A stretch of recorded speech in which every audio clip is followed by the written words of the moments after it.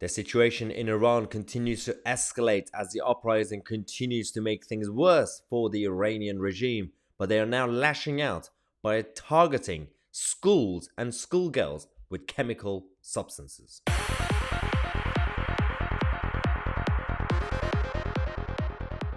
Yes, the Islamic Republic of Iran, the regime that came into place in 1979 thanks to the support of CIA, France, and MI6 with the coup against the Iranian people, only because the Shah of Iran was no longer going to be a puppet, and it was making Iran great again, and it was simply asking to be an independent, equal partner to the West. But of course, the Western globalists were not having it at the time, and this is exactly the same reason right now there is absolutely no support for this Iranian uprising. The revolution is happening right now against the Islamic occupation.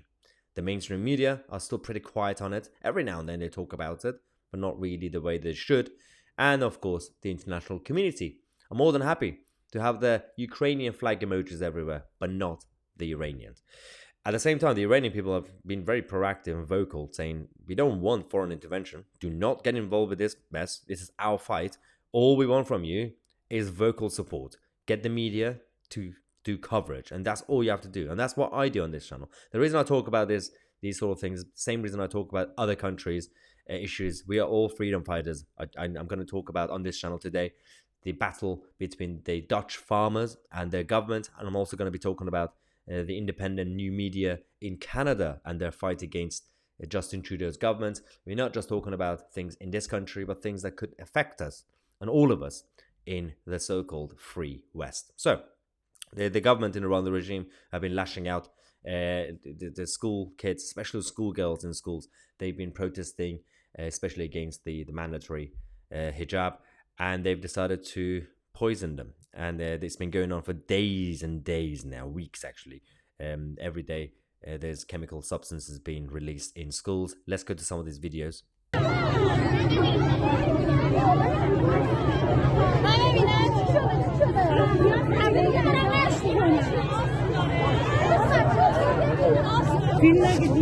Imagine how immoral you have to be as a regime or a government to do this to your own people. Not just your own people, your own vulnerable children.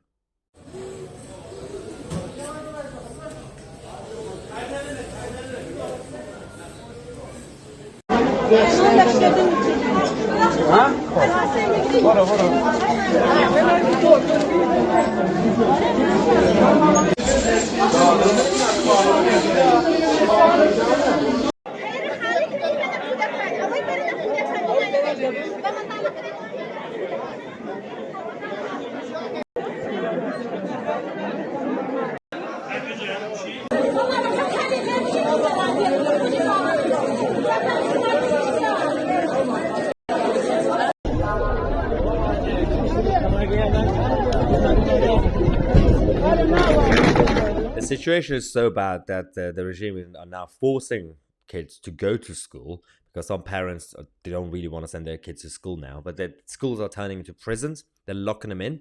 There's a video of a father trying to get into school to save his own daughter.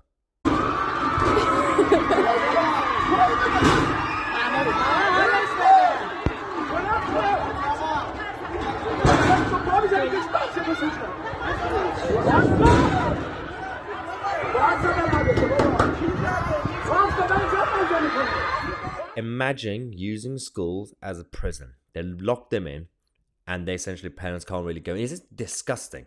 So whatever we think about other countries' affairs, and we shouldn't get involved, and it's not really our responsibility in that sense. We get it. But when it comes to fight for freedom, we have to want freedom for all people in the world. And especially we have to fight against all these extremists. Because if we don't do it, they're going to come here. They're going to bring their problems here. And they've already done it. And we don't want Britain to turn into another Iran. We have to fight back now. And we have to do it in a very logical way. Not using the Western globalist idiots to start any sort of intervention. But let's do a reminder of how much this idiotic Islamic occupation changed the face of Iran.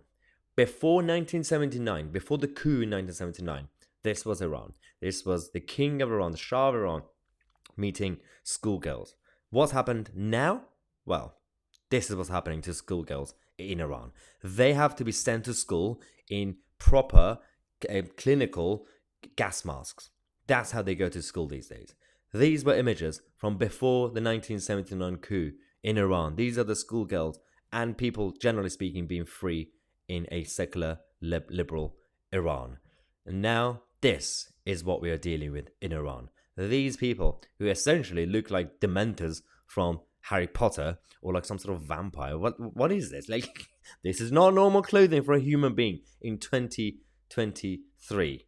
This was an Iranian woman pre-revolution. And this is what they're doing to Iranian people post the 1979 coup. This is the difference between freedom and tyranny. And this is a reminder, this is a lesson to all of us that freedom could be lost any moment. Tyranny could come any moment. Slippery slope, any moment. We could have a situation where we might sleepwalk into authoritarianism. And if we think things are bad now, with Justin Trudeau freezing bank accounts, or Jacinda Ardern banning newspapers, well, not necessarily banning them, but completely ignoring them, censoring them, things could get even worse. We must prevent it now before it gets to that level. Anyway, let me know your thoughts on this whole situation and the fight for freedom for all people in the world. I'm Mahyar, Tousi, and we are the media.